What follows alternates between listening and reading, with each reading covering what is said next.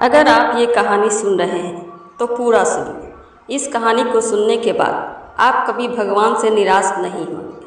तो चलिए कहानी शुरू करते हैं। एक दिन की बात है। एक श्याम नाम का लड़का एक दिन समुद्री जहाज़ से कहीं जाने के लिए बैठा और कुछ दूर जाने पर भयानक समुद्र दुर्घटना हो गई, जिसमें सारे लोग मारे गए और वो लड़का बच गया।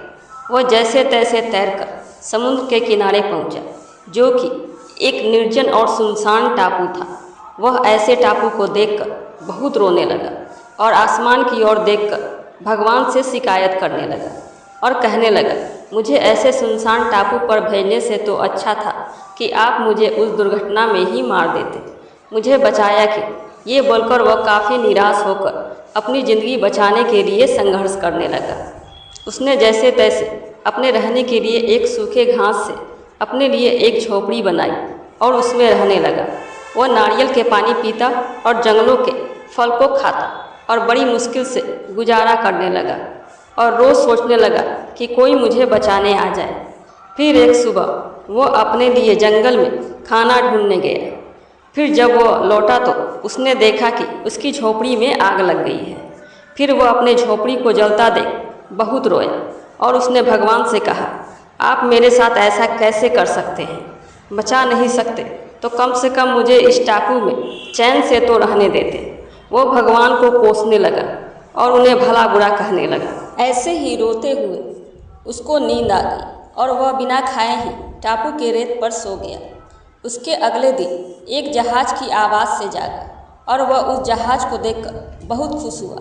वो जहाज उसे बचाने आई थी। उसे अपनी आंखों पर भरोसा नहीं हो रहा था। उसने जहाज वाले के पास जाकर पूछा, तुम्हें कैसे पता चला कि कोई यहाँ पर है? तब जहाज वाले ने बोला, कल आपने ही तो फायर सिग्नल भेजा था।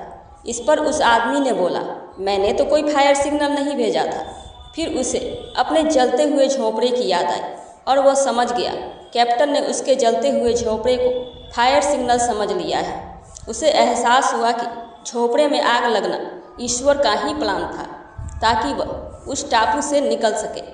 अब वह ईश्वर का शुक्रिया अदा करने लगा और खुशी खुशी अपने घर को चला गया। दोस्तों, जब हम पर मुसीबत टूटती है तब हमारा विश्वास डगमगाने लगता है, धैर्य टूटने लगता है, आशा धूमिल होने लगती है और हम भगवान से शिकायत करने लगते हैं।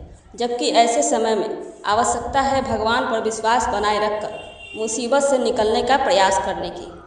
हमें भी दिल छोटा किए बगैर भगवान पर विश्वास रखकर अपना प्रयास करते रहना चाहिए। हमारा प्रयास और भगवान का आशीर्वाद दोनों मिलकर हमें हर मुसीबत से निकाल लेंगे। अगर ये कहानी आपको अच्छी लगे तो वीडियो को लाइक करके चैनल को सब्सक्राइब करें और कमेंट बॉक्स में हर हर महादेव लिखना ना भूलें।